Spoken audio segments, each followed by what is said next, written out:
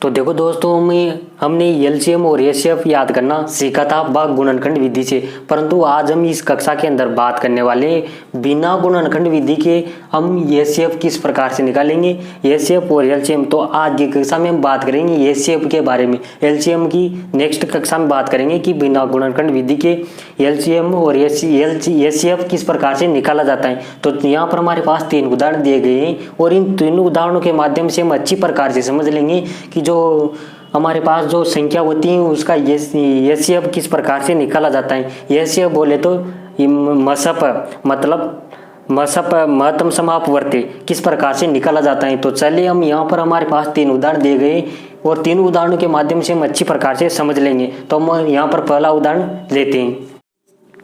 तो देखो, हमने गुणनखंड विधि के अंदर देखा था कि इनका गुणनखंड किया जाता था और यहाँ पर जो सेम संख्या हम दोनों संख्याओं में भाग जाता था वो हमारा एचसीएफ हो जाता था।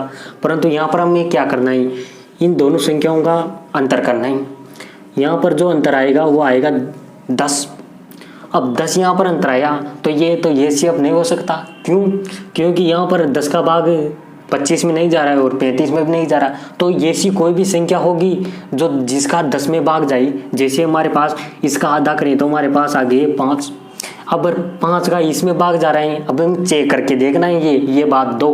अगर 2 संख्याएं उसमें ज़्यादा दिक्कत आएगी, जो 3 अगर 3 संख्याएं या 3 से ज़्यादा संख्याएं तो फिर तो मैं कोई दिक्कत नहीं, 2 वाली संख्या में मैं ये चेक करके देखना है। तो यहाँ पर अगर हम बात करें तो 5 का 10 में भाग जा रहा है और 5 का 25 में भी जा रहा है और 35 में भी जा रहा है। ये बात हमें चेक करके देखनी क्योंकि इनका अंतर तो आया 10। अब ऐसी कोई भी संख्या होगी जिसका भाग 10 में भी जाए और इन दोनों में भी जाए, वही हमारा एचसीएफ हो जाएगा। तो मैंने यहाँ पर 5 देखा है, तो ये 5 जो है उसका 10 में भी भाग जा रहा है, 25 में भी जा रहा है और 35 में भाग जा रहा है, तो ये 5 हमारा एचसीएफ हो जाएगा।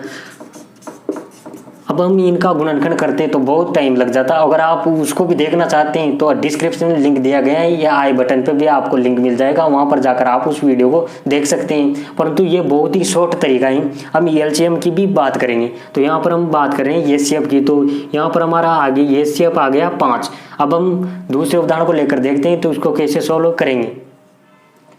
तो देखो, हमें कुछ संख्याओं में तो चेक करना पड़ेगा कि इनका एलसीएम क्या होगा। अगर आप किसी भी एग्जाम की तैयारी कर रहे हैं, कंपटीशन एग्जाम की तैयारी कर रहे हैं, तो आपको ऑप्शन मिलते हैं। उन ऑप्शनों में से कोई भी संख्या आपको मिलेगी जिसका भाग या तो ये जो मैं अंतर करते हैं उसका एलसीएम निकालने पर जो अंतर आता है उसका वह संख्या मिलेगी, या फिर आपको जैसे मैं यहाँ पर बात करता हूँ, इनका अंतर है 10, फिर इनका अंतर हो गया 50, तीनों का अंतर करना है, फिर 75 और 15 का अंतर करना है।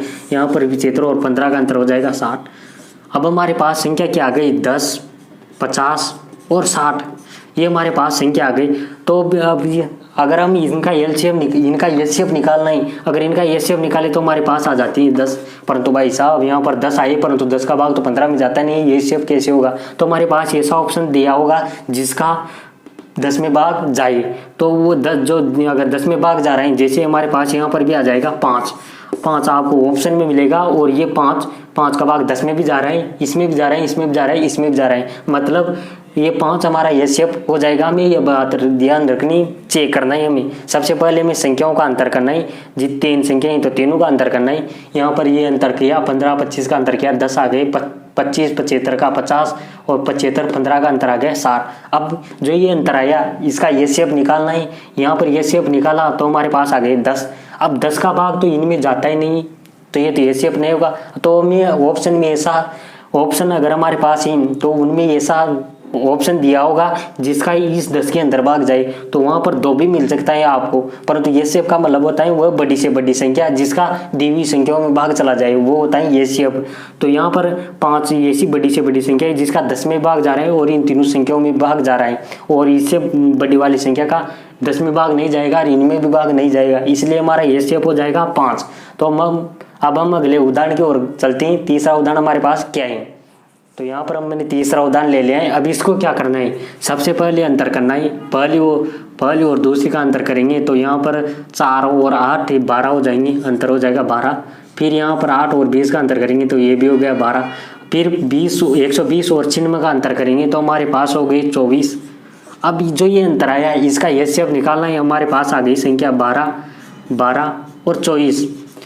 ये हमारे पास संख्या आ गई। अब इनका एचसीएफ निकालना है, तो अगर इनका एचसीएफ निकालते हैं तो हमें सीधा सीधा दिखाई दे रहा है कि 12 का भाग इसमें भी जा रहा है, इसमें भी जा रहा है, इसमें भी जा रहा है, मतलब बड़ी से बड़ी वाली संख्या 12 आ जाएगी। अगर हम 24 लें तो 24 का भाग 12 में नहीं जाता, इसीलिए बड़ी से बड़ी वह संख्या जिसकी हमारे पास जो संख्याएं दी हुई है उनमें भाग चला जाए, वो बताएं एचसीएफ। तो यहाँ पर हमने 12 ले लिया है, बड़ी से बड़ी ये संख्या है जो इनमें भाग जा रहा है, इनका एचसीएफ निकाल।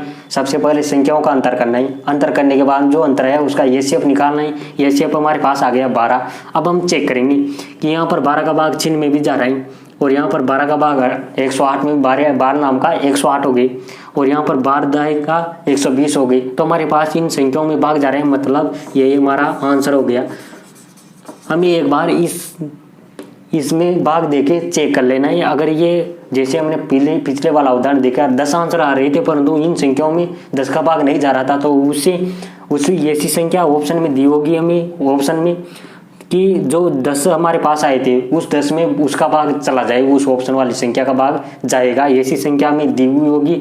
तो आपको जो ये 3 उदाहरण बताए गए हैं कि बिना गुणनखंड विधि के एचसीएफ किस प्रकार से निकाला जाता है, हम एलसीएम के बारे में बात करेंगे। तो आज की कक्षा में हमने देखा है कि एचसीएफ किस बिना गुणनखंड विधि के एचसीएफ किस प्रकार से निकाला जाता है। तो आज का जो ये तरीका है आपको अच्छा लगा होगा। तो आज की कक्षा में इतना ही। जय हिंद, जय भारत।